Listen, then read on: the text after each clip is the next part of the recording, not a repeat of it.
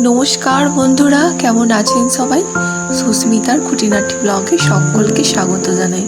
চলে এসেছি একটি নতুন ভিডিও নিয়ে। সকালবেলা এক কাপ চা খেতে খেতেই শুরু করলাম আজকের এই দিনটা। আর দেখুন না, এই দুদিন ধরে একদম সকাল থেকে শুরু করে বৃষ্টি হতেই চলেছে, থামতেই চাইছে না।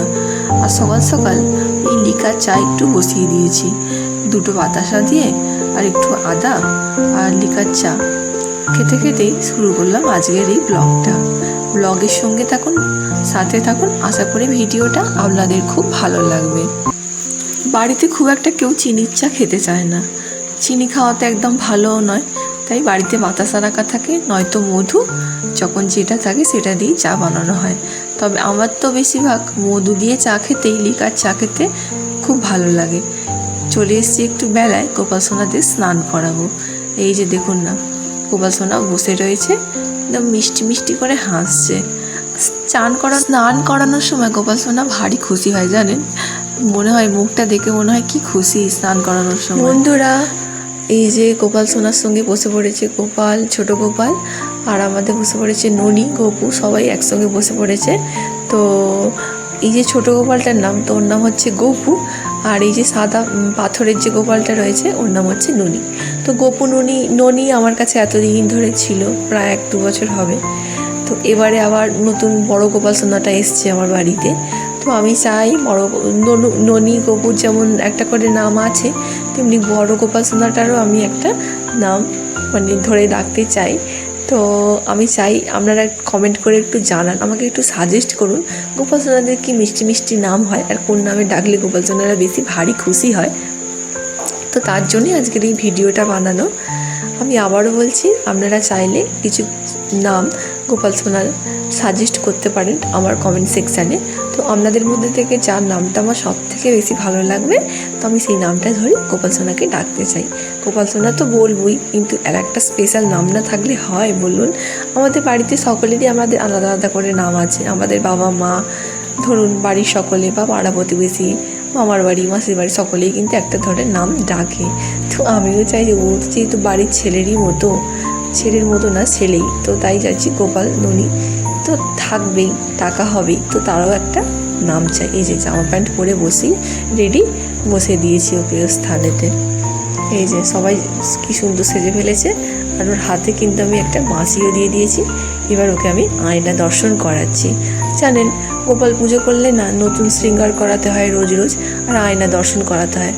ভগবান নাকি নিজের মুখ দেখতে পায় না আয়না দর্শন না করালে, তাই জন্য ভগবানকে শৃঙ্গার করানোর পরে কিন্তু আয়না দর্শন করাতে হয়। ওইটাও একটা পুজোর পাঠ বলা চলে। তো আজকে আমি আপনাদের সঙ্গে ভিডিওটা শেয়ার করলাম।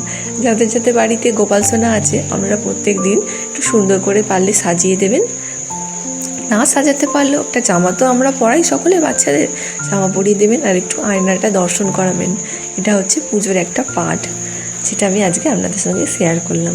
তো তারপরে চন্দন মাখানো তুলসী পাতা গোপাল সোনার পায়ে দিয়ে দিলাম, আর তার আগে আমি চন্দনের টিপ পরিয়ে দিয়েছি। আর এই যে দেখুন না, একটু দিয়ে দিয়েছি চিঁড়ে বাতাসা, আর একটু শসা দিয়ে দেবো। চিঁড়ে বাতাসাটা দিতে না দিতেই চলে এসছে পিঁপড়েগুলো। কেন ঠিক বুঝতে পারি না যে আরও ঠাকুর রয়েছে, তাদের প্লেটে কেন পিঁপড়ে আগে আসে না, কিন্তু গোপাল সোনা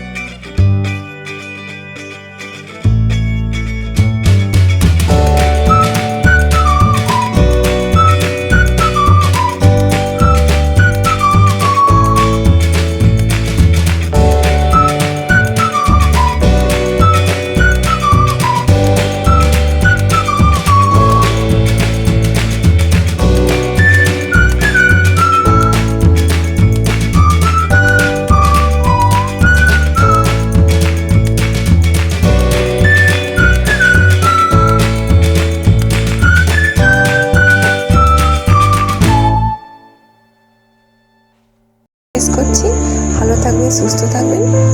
আর ব্লগটা যদি ভালো লাগে অবশ্যই একটা লাইক কমেন্ট শেয়ার সাবস্ক্রাইব করে পাশে থাকবেন। দেখা হবে পরে কোনো ভালো ভিডিও নিয়ে। টাটা।